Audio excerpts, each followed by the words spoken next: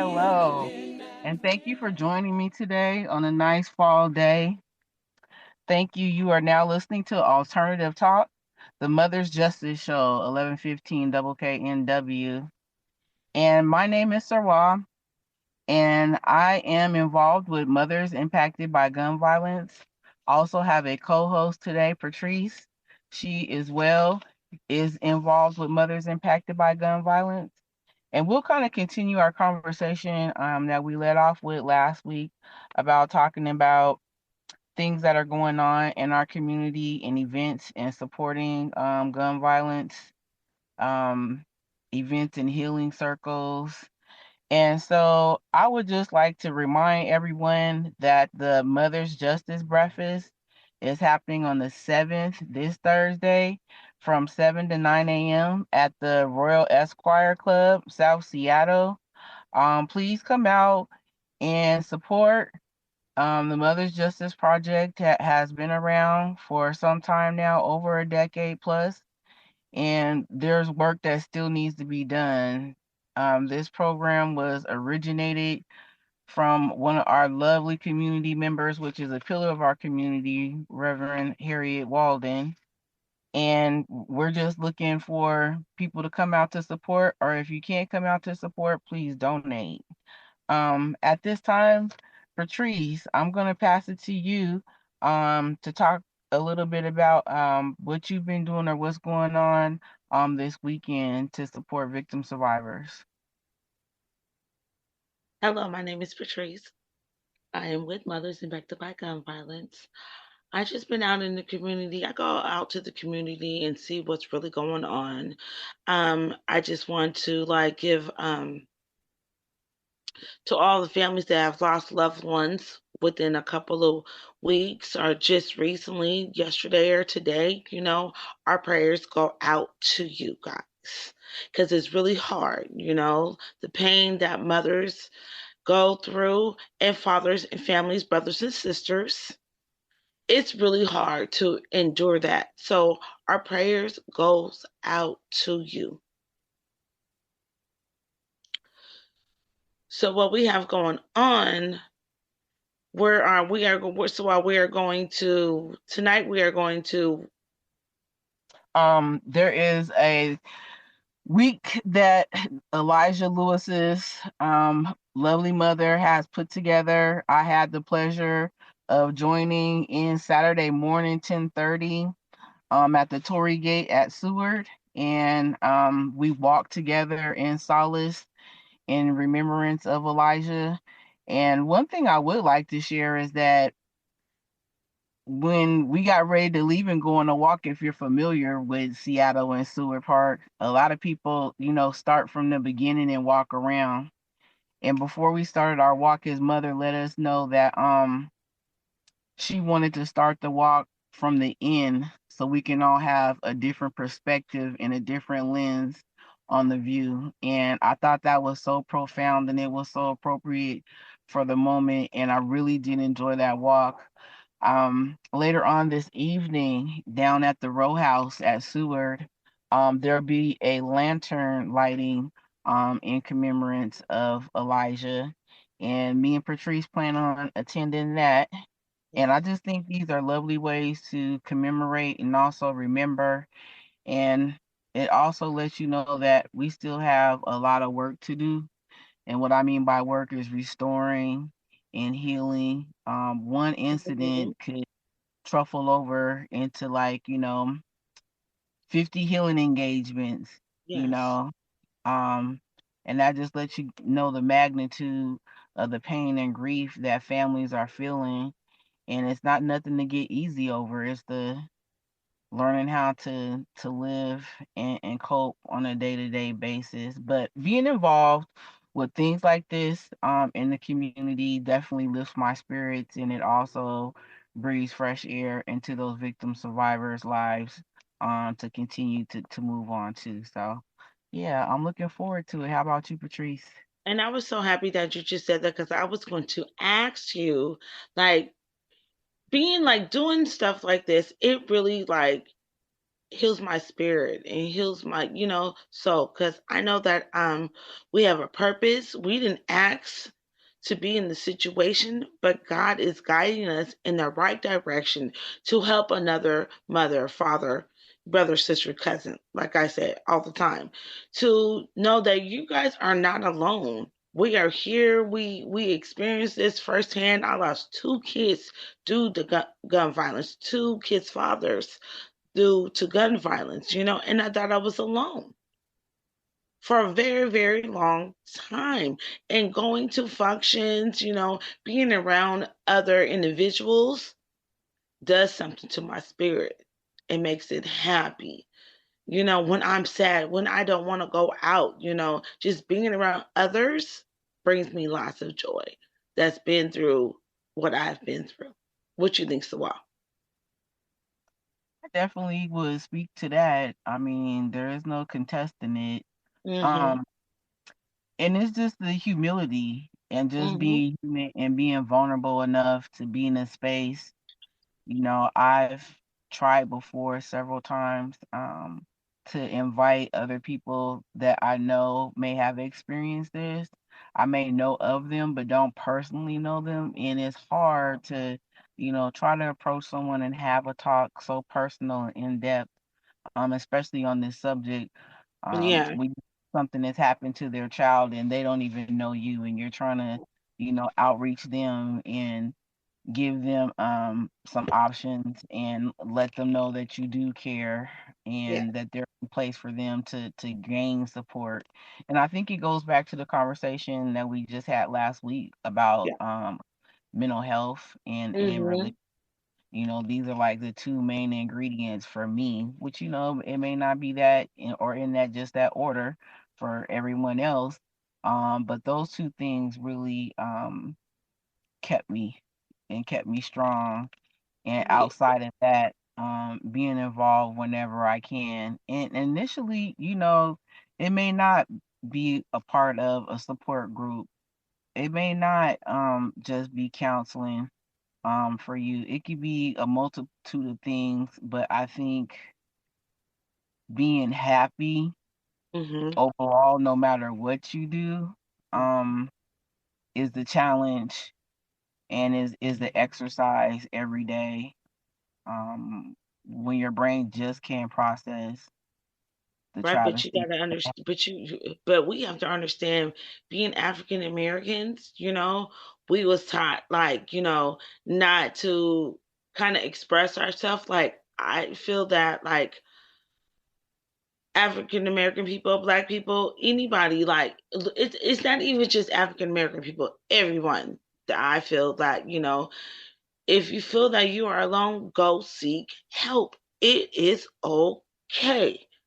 You know, Yeah. it's okay. If you feel that you're struggling with something, you're going into a deep depression, because depression, PTSD, all that, it's really, really real out here now.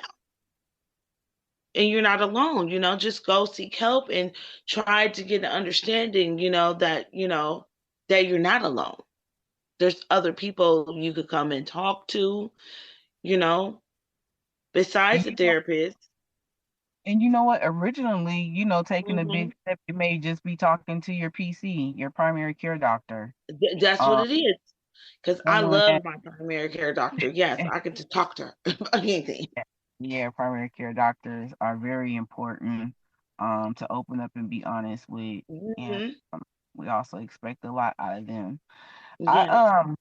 want to say that we'll be going to break here shortly, and when we come back from break, we're gonna dive a little bit more into our conversation. But before we break, I also want to say, if you have not voted, please go out and vote. Please, please. Don't be the one talking mess, and then don't be the one that help vote and to take care of to clean up the mess. And so that's what we want to make sure that happens, that our community has a voice, that we're not silenced.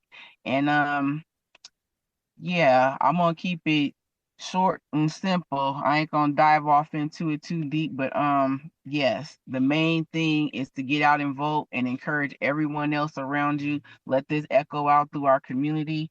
You are listening to Alternative Talk. WKKNW 1150. And this is the Mother's Justice Show. And we'll Please go return vote. shortly.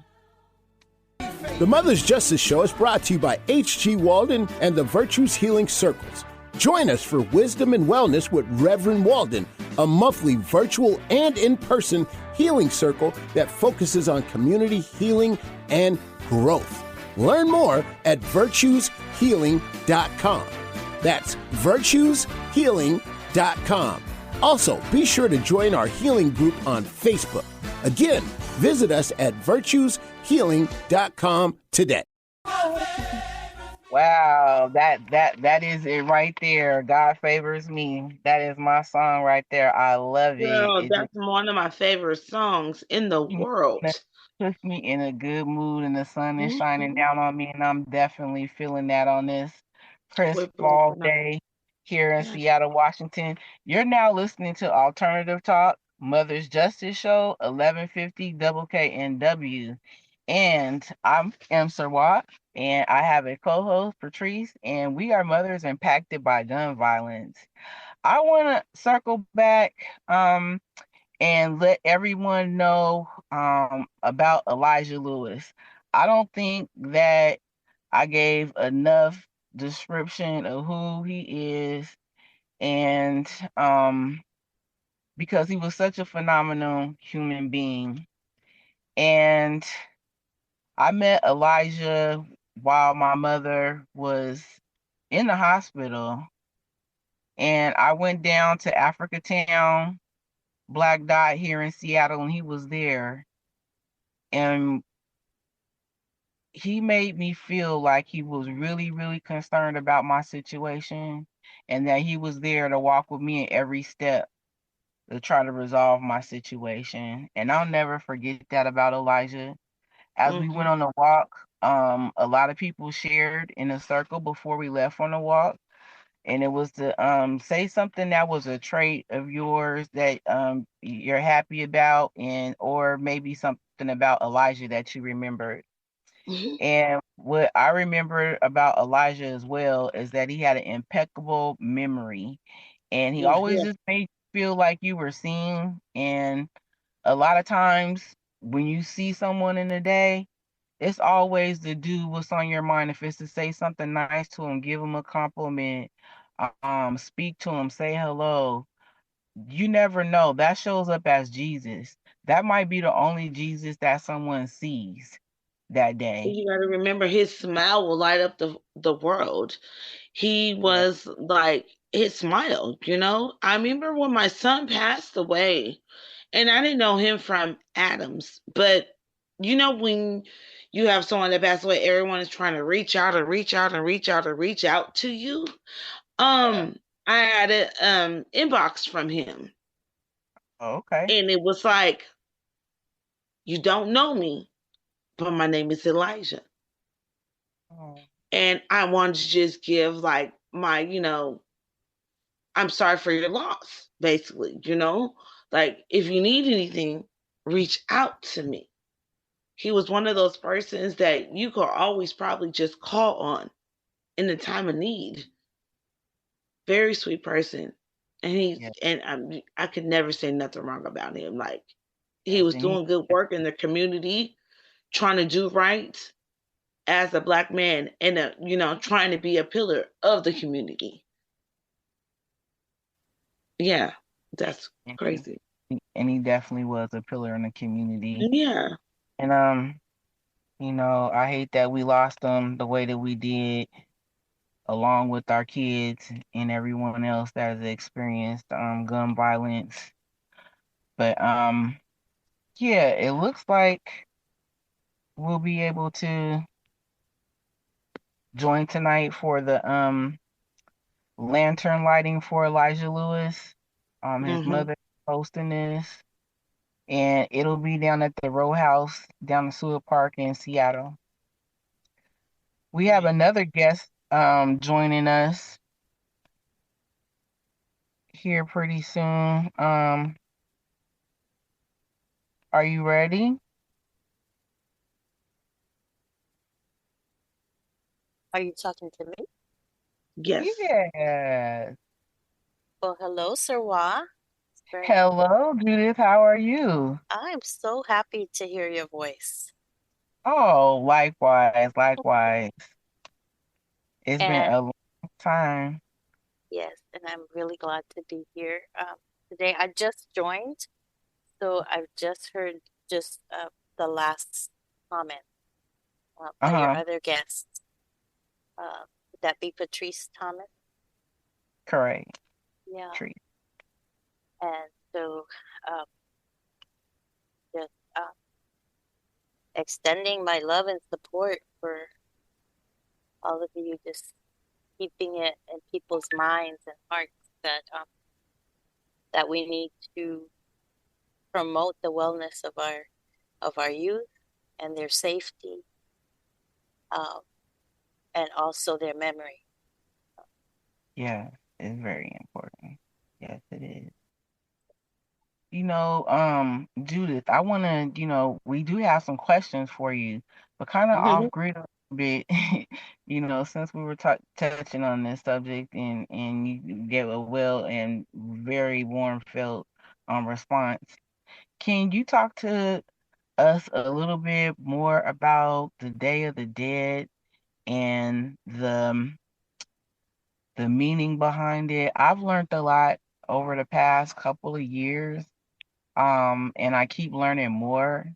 And this year I had the opportunity to go help decorate the table up at El Centro de la Raza for Mothers for Police Accountability. And it was such a moving experience. And I was like, this is a whole nother way of looking at, grief instead of the way like we Hmm. traditionally have been thinking about it. And I think it is so beautiful. And I think just, we have you on the line right now to speak to that. Could you please? Well, I'm happy to share my experience with El Día de los Muertos, the Day of the Dead.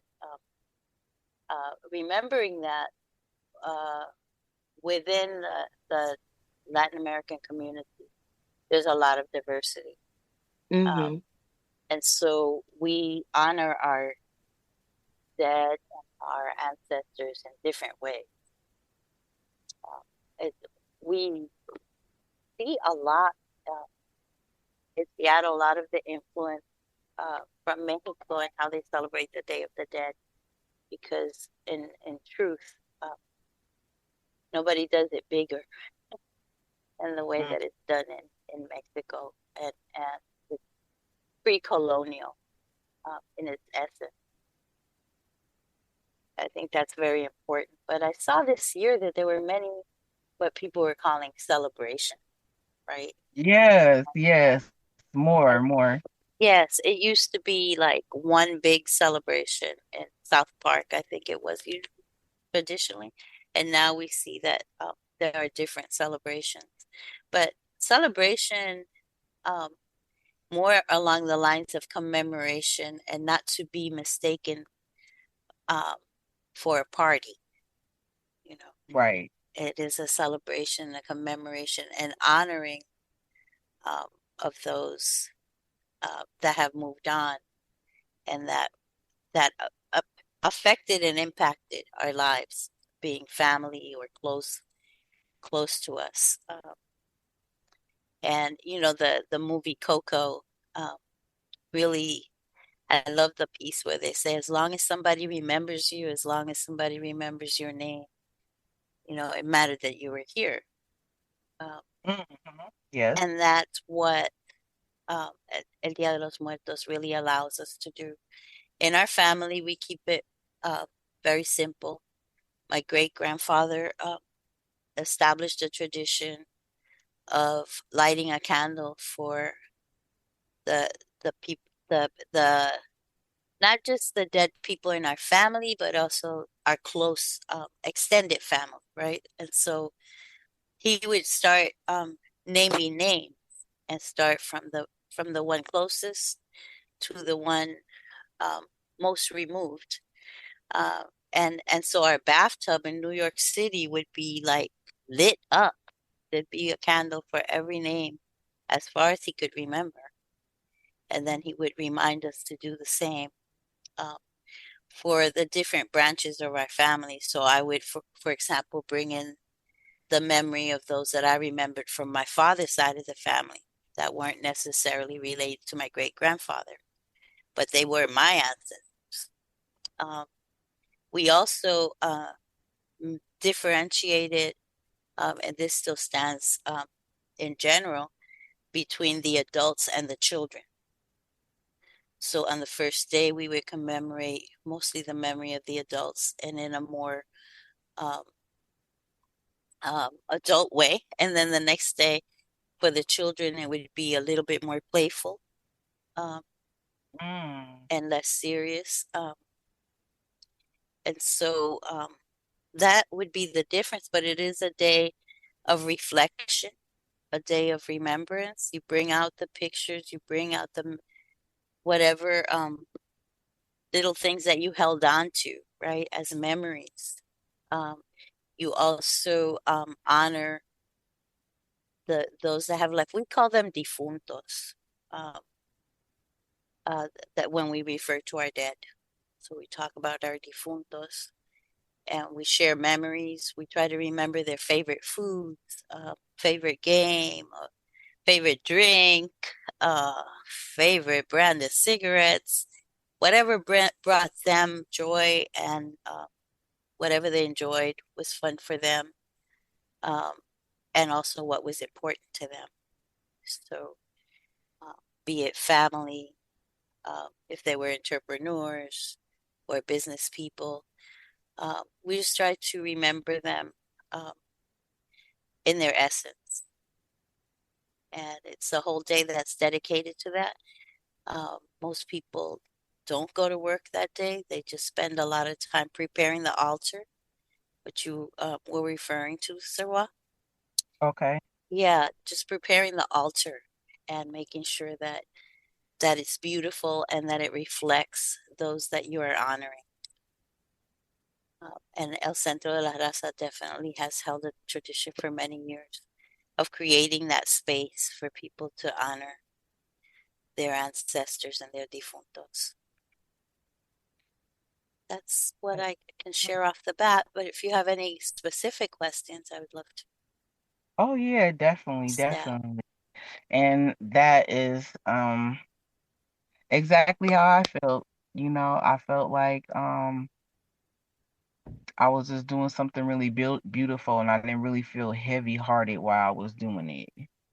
And it was a great feeling. Right. I think it's one way, an alternative way of channeling our guilt and our grief, Yeah. um, and just embracing also the um, the the the fact of life, right? That we're born and we have our life here, maybe longer or shorter, and then we return um, to a different realm, and just working that and understanding that and being able to move past just the grief of someone not being here with us, and understanding that there's someone somewhere else. I haven't never met you, Judith. I was sick this week, so I couldn't entertain and go and help with the table. But I just want to say that we thank you for just being you. Thank you. We really do because it takes a strong person, as they tell all of us, we're strong, how we get through this. We take things like doing things, like what you guys did last week to get us through what we have gone through. But I would love to meet you. And I just want to just thank you for, You're very doing what you do.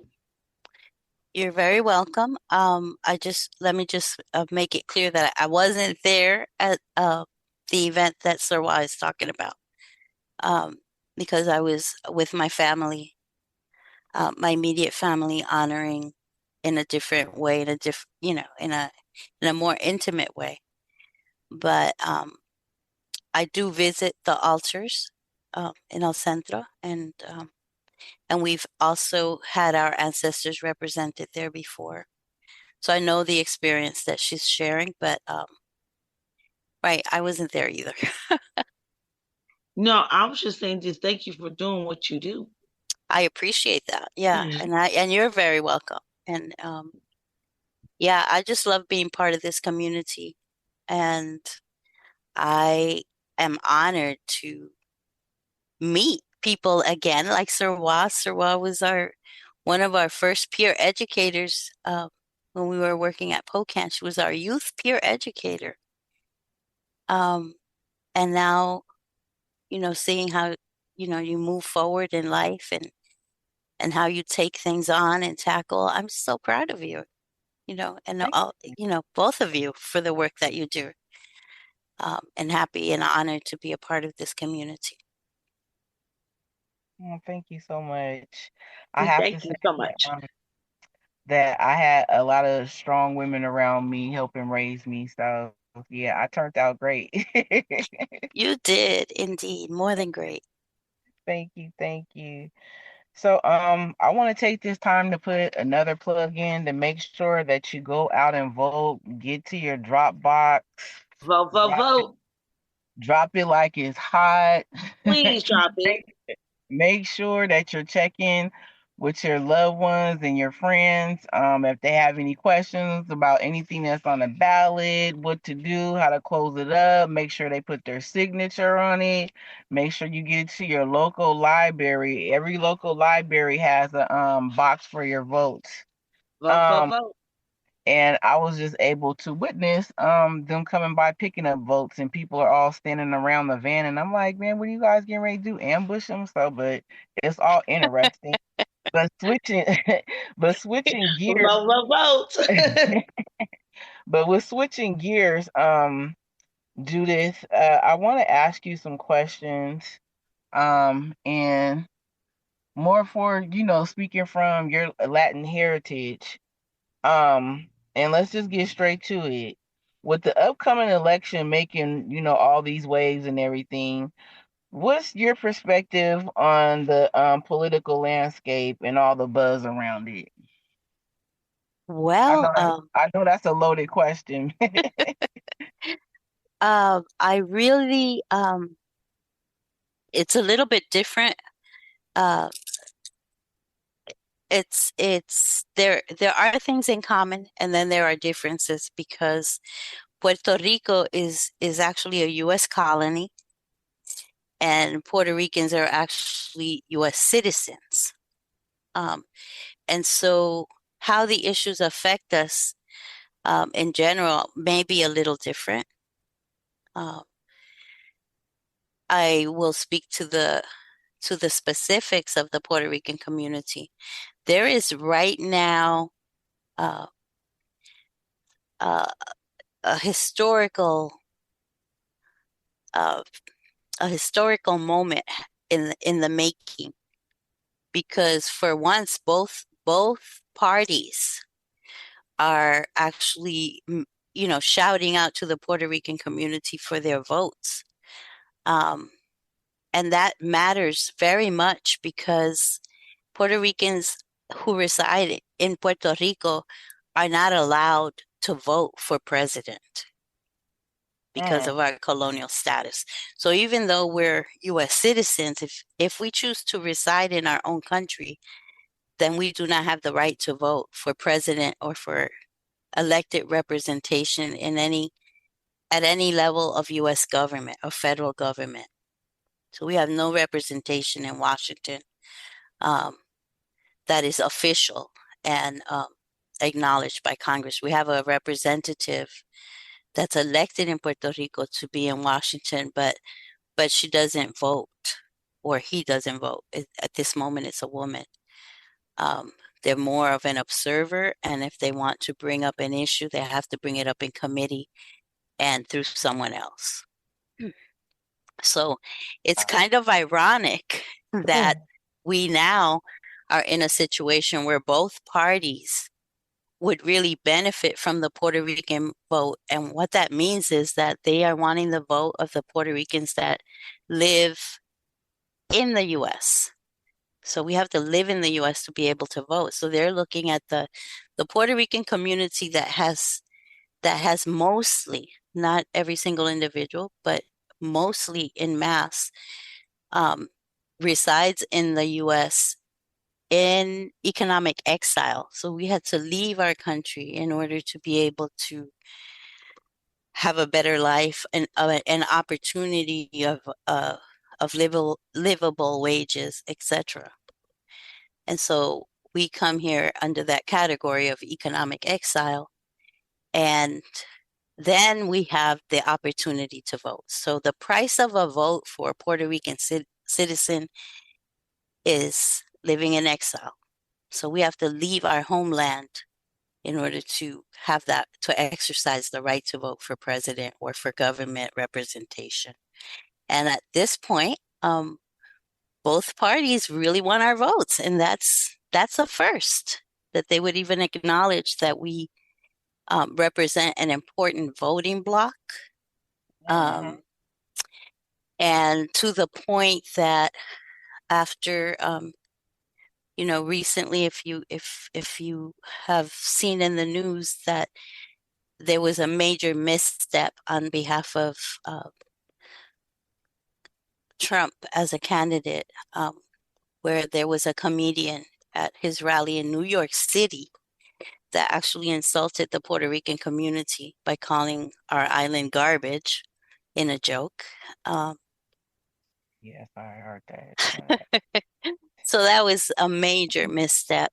But the Democrats quickly got to work and quickly put together a plan that they are saying, okay, well, we're looking at Puerto Rico. We want to do this, that, and the other for Puerto Rico. So they're finally making an actual commitment, official commitment, on behalf of the Democratic Party and Kamala Harris. What do they call that? Her candidacy or her potential presidency. So this is a first. Hoping that we are ready for this and ready to step up and say, okay, well, that sounds good, or we still need to work on this, that, and the other.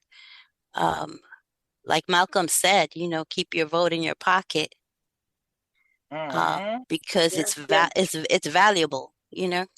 to make sure that when you use it, you use it in the interest of our communities, Yes, and not just give it away. And it's exactly. crazy that it's like in 2024 that we still have these issues that they are saying that you are a U.S. citizen and you still can't vote for who you want to vote for. Right, because That's we crazy. actually are a colony. We are a colony in Okay. the same way that the 13 colonies were colonies of England. So we are a colony of the United States, and colonies usually are held for economic interest, um, and not for any other reason. Some interest of advantage, Yes. But there's another part to this election situation, which is that in Puerto Rico, we're also having elections, right? We don't get to elect presidents, but we get to have local elections, with the highest ranking officer being the governor. And it, similarly to the US, it's been controlled by two parties since the beginning, since the US invasion. From the moment that we were allowed to have local elections, the elections in our country have been really close between two parties, especially in the last 50 years. Both parties have done a lot of damage, and there's a lot of corruption, because that usually is a situation that is created within colonial territories. So there's a lot of corruption. And for the first time, people are really fed up, and it has a lot to do with the issue of energy. and electricity, because ever since we had the hurricanes and the earthquakes, we have no dependable electricity. Wow. And Wow. yeah, and so people are just fed up. And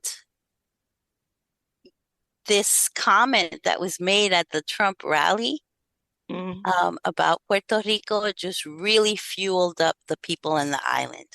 And for the first time in history, I think, we have a candidate that represents the Independence Party that will probably and may win. Okay. And that's a very new development. And it was really ultimately fueled by this disrespect by Trump. We had already experienced some of that since the hurricane, where, he blocks the aid to the island and disrespected us, throwing us some paper towels to clean up after the hurricane. And so people are showing up in the thousands in support of this candidate that represents the interest of the Independence Party, but it also represents an alliance with other groups that are not necessarily pro-independence, but they are pro-Puerto Rico. Okay. And it's a really, it's a new development, and it's going to impact the lives of the people on the island, and also those of us who live in exile in the Puerto Rican diaspora in the U.S.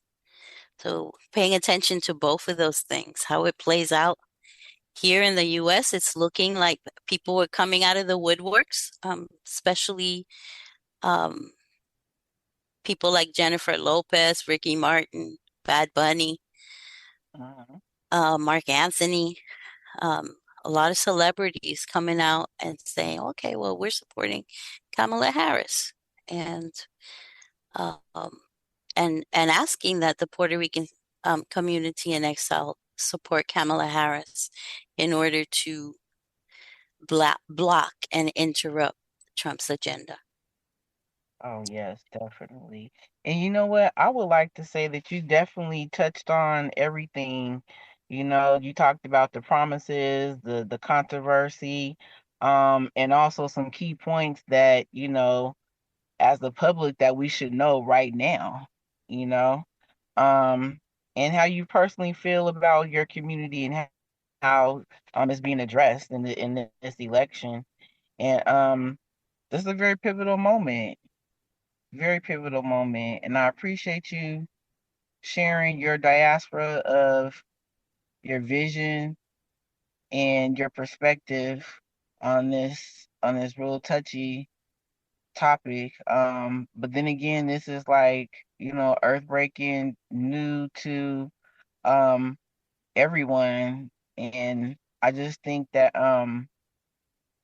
I feel for Puerto Rico in a lot of different ways.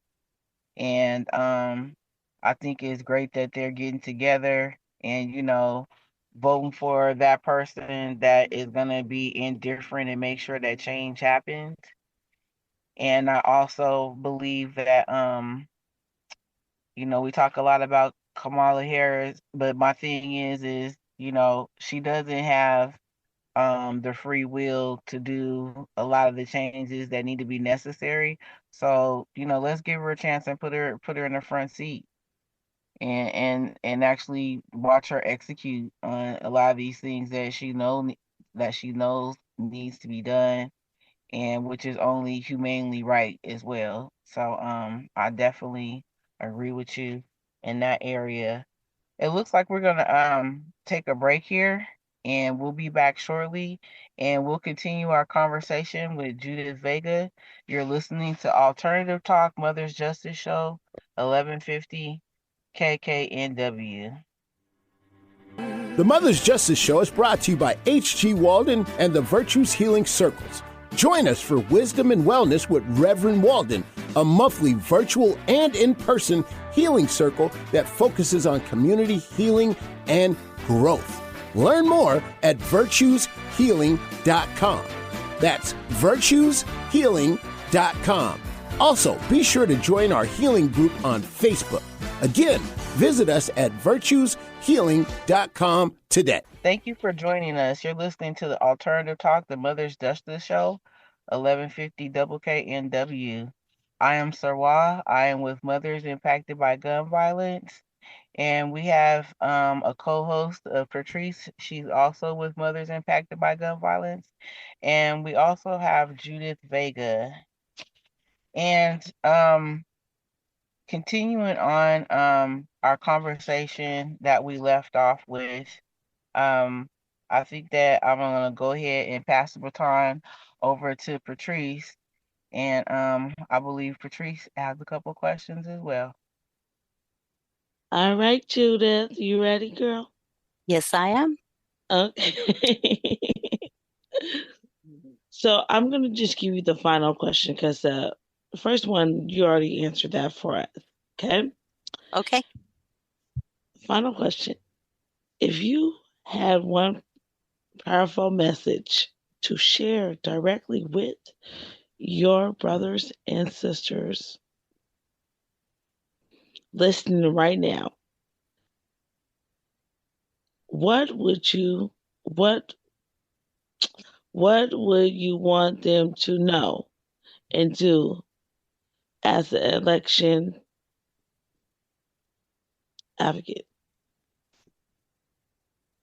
Well, I would recommend that people look for some kind of gain. There's a reason why we vote, and that is to gain representation and to make sure that our voices and our agendas are represented in government. And so to find the candidates that really represent the interest of our communities, to remember that the positions are held by individuals, but behind these individuals, there are parties, and the parties, the individuals are represent the face of the parties. So it's not just the individual. It's not, for example, Kamala on her own that we're voting. When we give the vote to the Democratic Party, then it goes into a pile with other agendas as well. So in order to push our agenda forward, we need to be present, and we need to be constant in terms of accountability, because we are giving a vote that has a lot of weight and a lot of value. And therefore, we want something in return, and we should expect something in return. That would be my advice. That is great advice. That really is. We appreciate you for putting that out there like that, because voting is everything. It's like, we have suffered so much, and to have that right to vote means everything. Right. But it only has meaning if we have something to vote for that has value for us. So it's not just voting for the sake of voting. That's why it's so important that we pay attention to who the candidates are and what their agenda, what the agenda and the priority is. And I use Kamala as an example, but it's the same thing with the Republicans. And in their case, they're choosing to have Trump as their face. And right now, for example, with this situation with the bad joke and no apologies, this isn't just about Trump. This is about how the Republican Party and the Republicans in government have treated or not treated our peoples and our communities.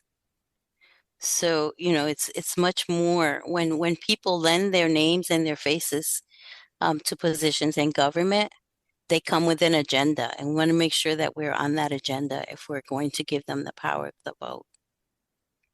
So, that's why it's important to put some thought into this. I'm now getting to the place where, my grandchildren are beginning, they're voters as well. And so Mhm. having those conversations about why we support someone or why we support um, a party or an organization, and what does that mean for us? What's the benefit, not just for us as individuals, but as families, as communities, and truly learn how to use the power of the vote, which is, uh, the most powerful indicator of a true democracy.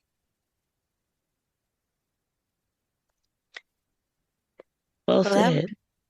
Yeah, that would be my advice, my humble advice, because um, there's so much to be.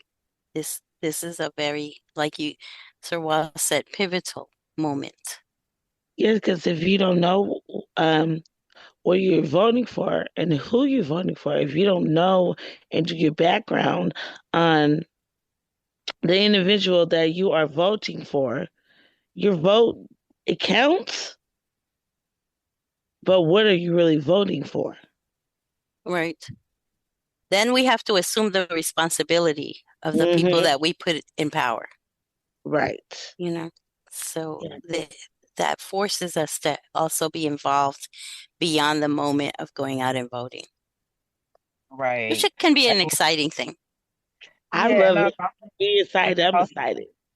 and I also like to mention it's also very, very important to vote for on city and state level. You know, Definitely. it be Yes, of in between. It's course. not just just for presidential, but I find myself saying that a lot. Through my earlier years with working at Pocan, I remember we had field trips up to the state capitol, and I think that is just great for youth to know how to advocate, speak up for themselves, know how to go in, sign up, talk to whatever lawmaker or senator you need to speak to, and have all your notes and be articulate about how you feel, or even signing up to give a testimony. So I can say in my younger years that that was definitely instilled in me, and I always echo that out and through the community. I also like to before we get ready to end the show, to make sure that everyone knows again, the Mother's Justice Breakfast will be held this Thursday at the Royal Esquire Club. It starts at 7 o'clock and it ends at 9. We're looking for supporters to come out. If you can't support, then make sure you donate. And you can also listen to our podcast at Justice Show.